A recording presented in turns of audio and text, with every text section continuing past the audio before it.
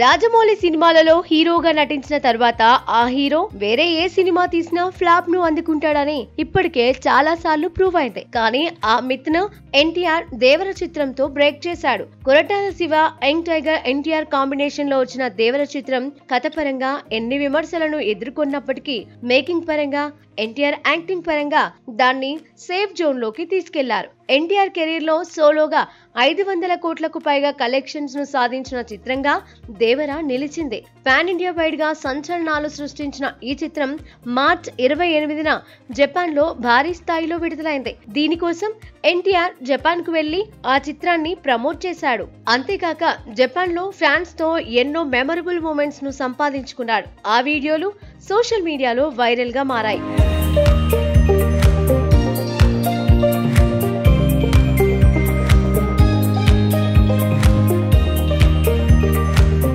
అయితే దేవర మొదటి పార్టీలో చాలా ప్రశ్నలకు సమాధానంగా దేవర 2 ఉండబోతోందని చాలా ఇంటర్వ్యూలలో ఎన్టీఆర్ తో పాటు కొరటాల శివ ఇప్పటికే పలు ఇంటర్వ్యూలలో తెలిపారు. దీనికి తగ్గట్టుగానే దర్శకుడు కొరటాల శివ దేవర 2 కథ కోసం భారీ కసరత్తులే చేస్తున్నాడు. మొదటి పార్టీలో చేసిన కొన్ని మిస్టేక్స్ సెకండ్ పార్టీలో రిపీట్ కాకుండా చూసుకోవాలనుకుంటున్నాడు.